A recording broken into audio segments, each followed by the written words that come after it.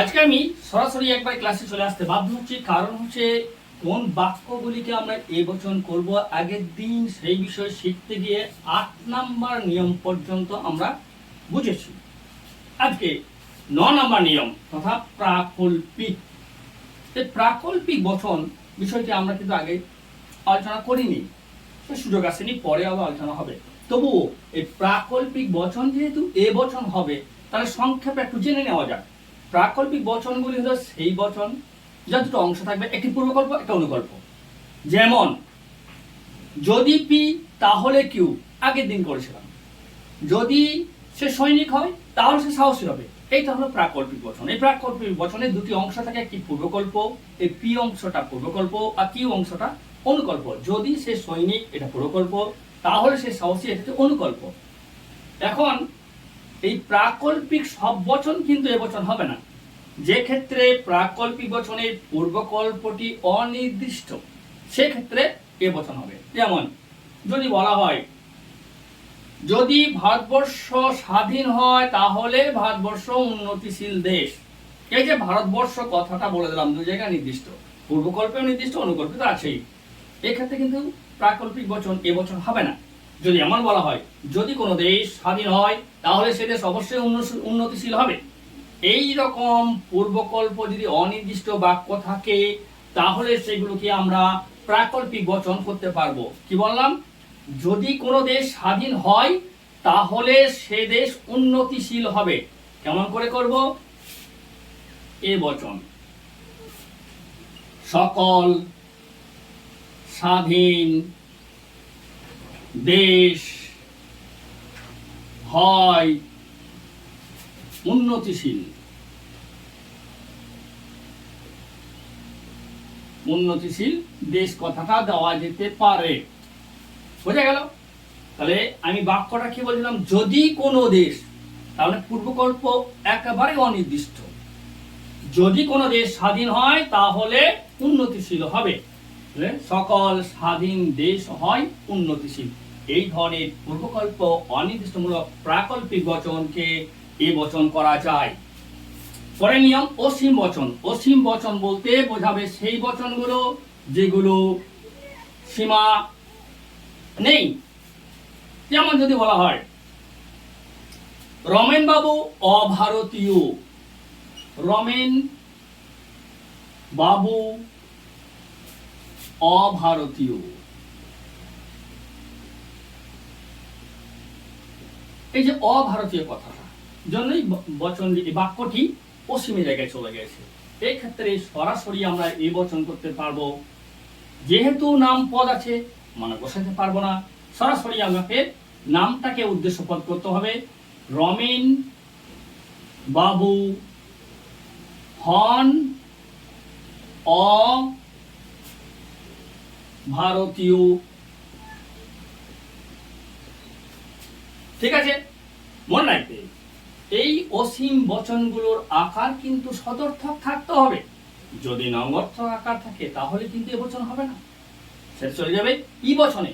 তাহলে তখন আমরা ই বচনের প্রসঙ্গটা দেখব। এখন আমরা বুঝে নিলাম যে অসীম বাক্য যদি হয় তাহলে অসীম বাক্যগুলো সদর্থক যদি হয় তাহলে সেটাকে আমরা এই বচনে রূপান্তরিত করতে পারবো। পরে চলেছে অনুক্ত পরিমাণ। কিছু বাক্য আছে যাদের পরিমাণ স্পষ্ট নয়, এর আগে একটু হালকা আলোচনা হয়েছে। যেমন যদি আমরা বলি শিশুরা সরল, এই কথাটা হচ্ছে অনুক্ত। শিশুরা সরল, এখানে কিন্তু পরিমাণটা নির্দিষ্ট নয়। এই রকম পরিমাণ অনির্দিষ্ট বাক্যকে বলা হয় অনুক্ত পরিমাণ বাক্য। এই অনুক্ত পরিমাণ বাক্য হলে সেগুলোকে এই বচন করা যাবে, সকল শিশু হয় সরল। বলা হলো মানুষরা মরণশীল, এখানেও কিন্তু পরিমাণ নেই। বাস্তব জ্ঞান প্রয়োগ করে আমরা আগেই বলেছি কিছু পরিমাণ নির্ধারণ করতে হয়। এই অনুক্ত পরিমাণ বচনগুলি হচ্ছে সেই বাস্তব জ্ঞান ভিত্তিক বচন। সুতরাং অনুক্ত পরিমাণ যদি কোনো বাক্য থাকে তাহলে সেই বাক্যটিকে আমরা নিঃসংশয়ে এই বচন করে নেব। যে বা যারা, এই ধরনের কিছু শব্দ আছে যেগুলি বাক্যের মাঝে অনেক সময় বসে, সেই সমস্ত শব্দই থাকে বাক্যের মাঝে, তাহলে সেই বাক্যগুলোকে আমরা করব এ বচন। যেমন উদাহরণস্বরূপ যদি বলি, সেই চালাক যে বুদ্ধিমান। কি বললাম? সেই চালাক যে বুদ্ধিমান। দেখো, যে শব্দটি মাঝে আছে, এই শব্দ যদি মাঝে থাকে এবং বাক্যটির আকার যদি সদর্থক হয়, তাহলে আমরা এই বোঝন করবো। নঙ্গর্থ হলে কিন্তু হবে না। নঙ্গর্থ হলে বেশিরভাগই ই, কোনো কোনো নঙ্গর্থ বচন ওতেও যেতে পারে, সেটা পরের প্রসঙ্গ। এখানে তাহলে আমরা এটা সরাসরি এ বচন করতে পারবো। এ, এখানে উদ্দেশ্যপদকে, এটা একটা ভাবার বিষয়। মনে রাখবে, সব বাক্যেই কিন্তু উদ্দেশ্যপদ বাক্যের প্রথমেই থাকবে এমন কোনো কথা নেই। কারণ উদ্দেশ্যপদের সংজ্ঞাটা মাথায় রাখতে হবে। উদ্দেশ্যপদ কাকে বলে? কোনো বাক্যে যার সম্পর্কে কোনো কিছু ঘোষণা করা হয় বা যার সম্পর্কে কোনো কিছু স্বীকার বা অস্বীকার করা হয়, সেটা হলো উদ্দেশ্যপদ। এই বাক্যে ঘোষণা করা হয়েছে কার সম্পর্কে? বুদ্ধিমান ব্যক্তি সম্পর্কে। কি ঘোষণা করা হয়েছে? চালাক। সুতরাং এই বাক্যটির উদ্দেশ্যপদ কিন্তু বুদ্ধিমান। তাহলে আমরা লিখব কি? সকল বুদ্ধিমান ব্যক্তি হন চালাক। এইভাবে করব আমরা বচনটাকে। ব্যক্তি কথাটা কেন লাগালাম?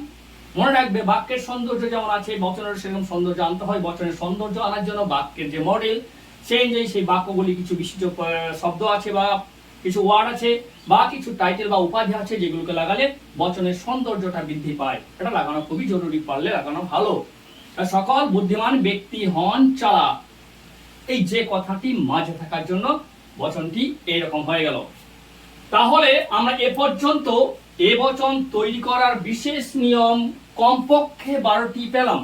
এর পরেও কিন্তু দু একটা থাকতে পারে বা আছে, অত দরকার নেই। তবে এই সংক্ষিপ্ত কয়েকটা মনে রাখতে পারলেই আমরা সহজেই কিন্তু এ বচন তৈরি করে নিতে পারবো। সমগ্র নিয়মগুলোকে এ বচনের একটি ছকের সাহায্যে ভরে নিতে পারি আমরা এরকম: সকল প্লাস হয়। এই যে সকল কথাটা লিখলাম আমি, সকল প্লাস হয়।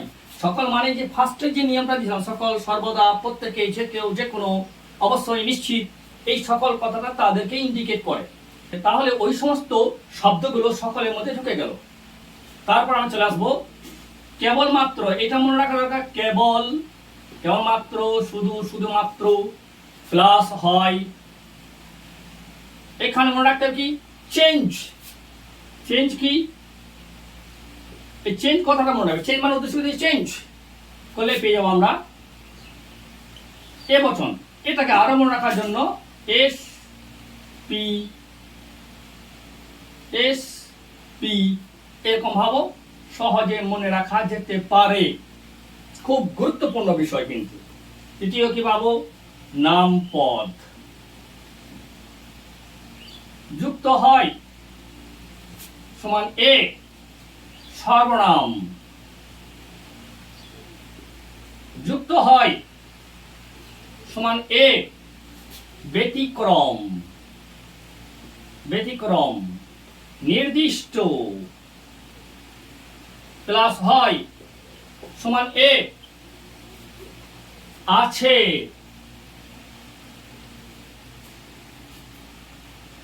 অনিবার্য গুণ, অনিবার্য প্লাস হয় এ অনুক্ত প্লাস হয় সমান এ অস্পষ্ট উদ্দেশ্য প্লাস হয় সমান এ ইচ্ছা আদেশ, ইচ্ছা আদেশ ইটিসি হয় এ অসীম প্লাস হয় এ যে বা যারা, যে যারা হয় এ প্রাকল্পিক, প্রাকল্পিক অনির্দিষ্ট, এই বিষয়টাকেই মনে রাখতে হবে। প্রাকল্পিক অনির্দিষ্ট, অনির্দিষ্ট প্লাস হয় এ। মোটামুটি ভাবে যদি এই ছকটাকে মাথায় রাখা যায় তাহলে আমার মনে হয় সমস্ত এবচন করা যাবে বা এবচন করার আর কোনো সমস্যা থাকবে না। আশা করি এবচন কোন বাক্যগুলি করা যাবে সবারই সহজে অনুমান হয়েছে বা ধারণা হয়েছে।